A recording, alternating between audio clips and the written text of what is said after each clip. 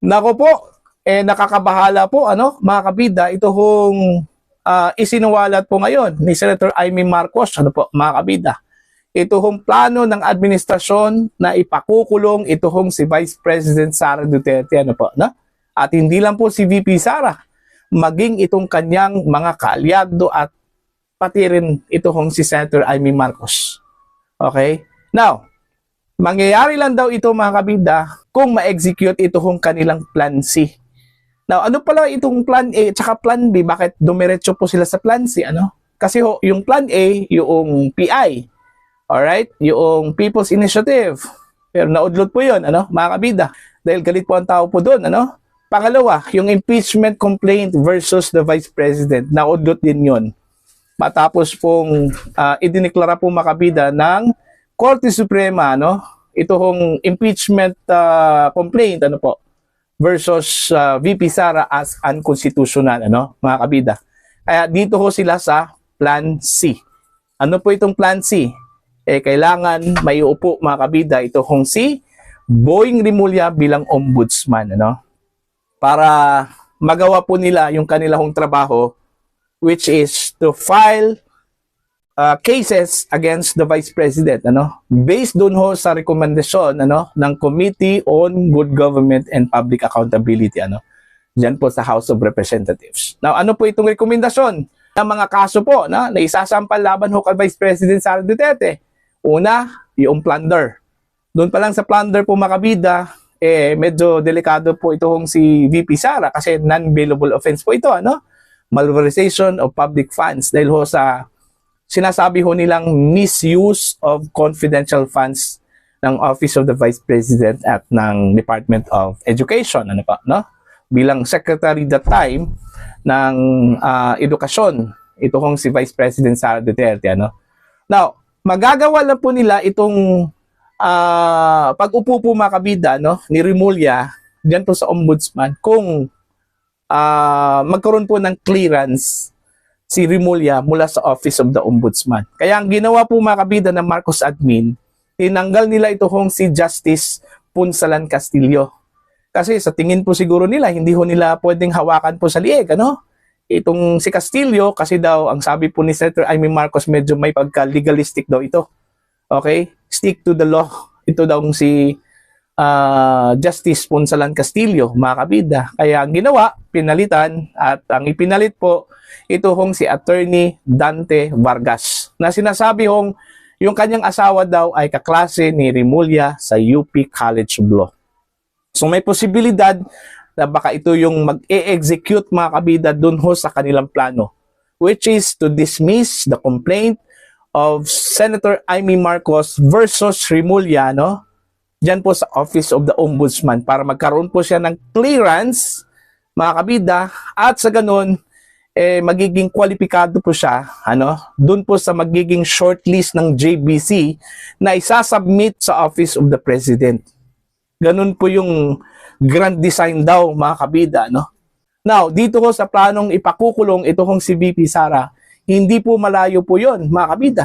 Kasi pag si Rimulya na po ang umupo bilang ombudsman, pwede po niyang gawin lahat, mga kabida, Unang-una po, yung magsampa po ng kaso versus the Vice President sa pamagitan po ng rekomendasyon po, ng Committee on Good Government and Public Accountability. Yung plunder pa lang, mga kabida, medyo, yun na po, delikado po si VP Sara po doon. Alright? Kasi ang kanila talagang focus dito is for the 2028 presidential elections. At alam naman po natin na ito hong si VP Sara po ay frontrunner po ito, sa 2028 presidential elections. At mahirap pong talunin po ito, mga kabida. Okay? Eto, pakinggan muna natin ito hong si Senator Amy Marcos sa kanyang press briefing kanina umaga po, mga kabida. Narito po. Yes, marami po tayong information na talagang dito patungo ang paghalal ng isang ombudsman na kaibigan natin dati pero hindi naman natin mapagkakailay. Ang labo-labo naman ng ganon. Kaya tututulan ko po at magtiisan po tayo. Hindi natin kakayanin yan at hindi dapat mangyari yan. dahil klaro naman hindi dapat politiko, klaro yung conflict of interest, hindi naman na itatakwil na may kaso. So, 2 sets of cases against Secretary Boying Remulla presently pending before the Ombudsman. Kung paano siya magkakaroon ng clearance from the Ombudsman, pipilitin talaga, pinaltan na yung Deputy OIC na dati nariyan, si Deputy OIC Castillo, malamang ayaw mag-cooperate, kaya kung ano-anong paninira, nakikita natin sa online. Meron administrative case for grave misconduct and conduct prejudicial to the best interest of the service.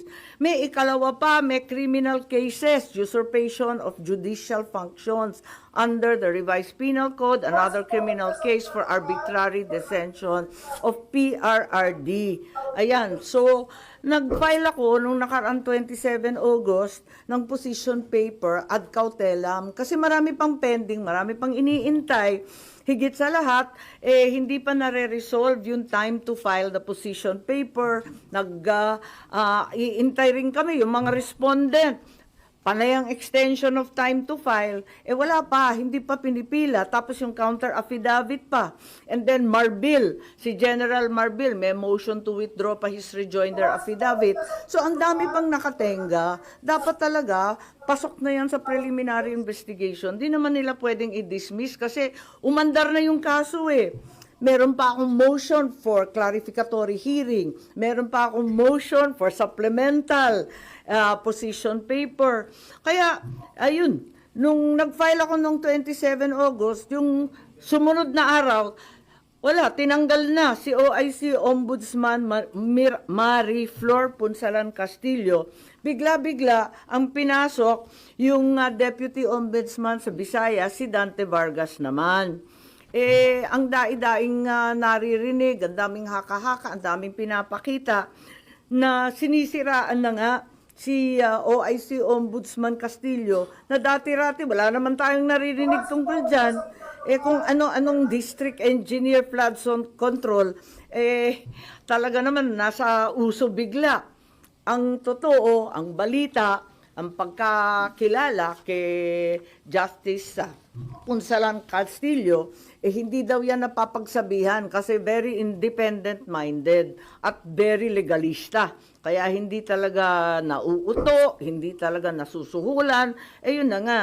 Tapos may issue pa na yung bagong OIC Ombudsman Vargas, ang asawa daw, kaklase daw ni Secretary Boying sa UP Law.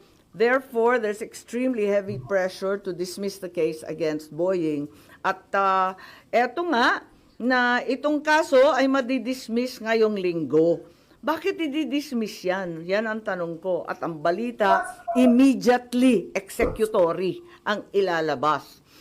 It's also alleged that even though the time for filing of the motion for reconsideration has not lapsed, the OIC will nonetheless issue an ombudsman clearance para tuloy-tuloy ang pag-appoint kay Boying. It's very bothersome if the cases will be dismissed days after the position papers were filed. Kulang pa yung response galing sa mga respondent.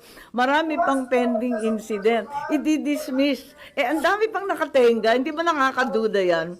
There is a very ominous reason, clearly, for Secretary Boying to become the next ombudsman. It's the new phase in the effort to get rid of VP Sara before 2028. And since the PI failed, the impeachment failed, therefore the third attempt is lawfare at its very worst. Imprison Inday Sara, all the Duterte allies, including myself, perhaps, to be harassed by cases with the new ombudsman.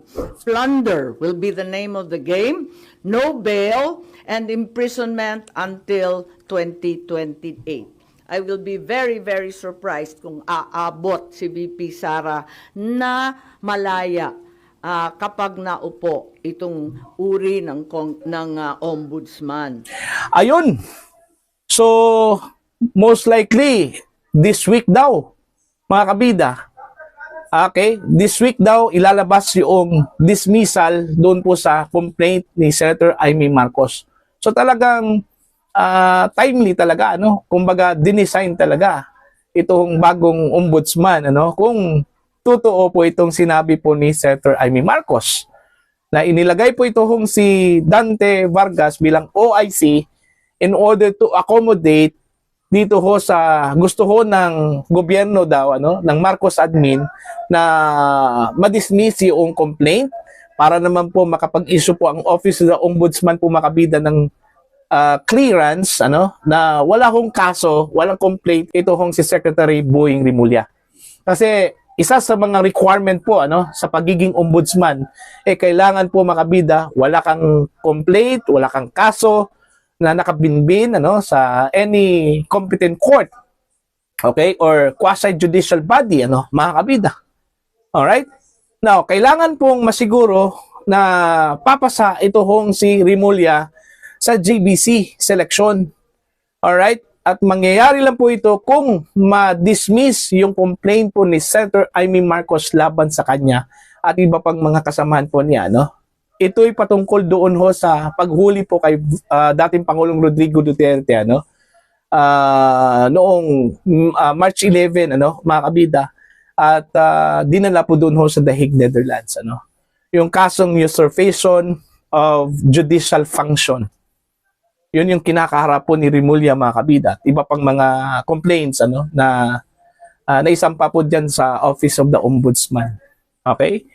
So, yung kanyang pending complaints dyan, sapat na po yun para i-disqualify ito kung si Rimulya, mga kabida. Subalit, dahil gusto ko o nais po nilang mapabilang po si Rimulya, no, sa shortlist na isasubmit po ng JBC doon po sa Office of the President, kailangan mabura po yung complaint na yon.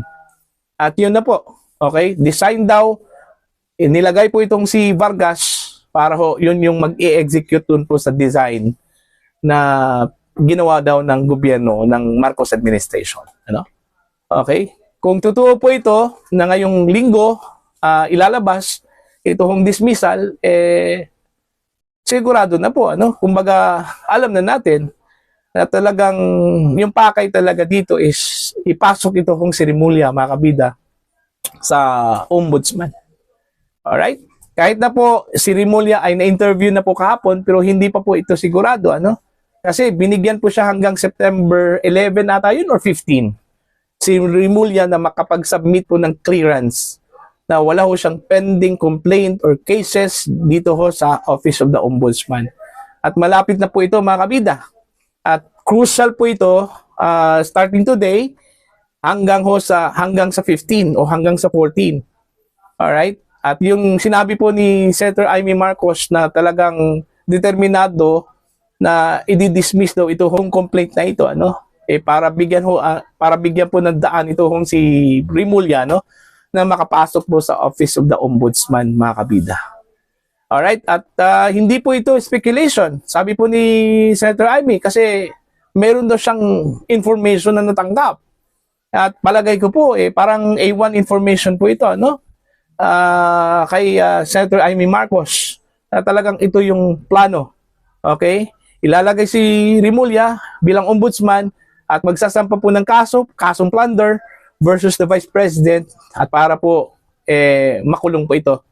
At hindi na po pwedeng tumakbo bilang Pangulo po ng Pilipinas, ano, by 2028. At wala na pong hadlang, mga kabida, no, sa nagnanais pong o nag-aambisyon po, ano, na maging Pangulo po ng Pilipinas. Actually, takot po sila, ano, by hook or by crook, gagawin talaga nila yung kanila pong plano, mga kabida, kasi takot po sila.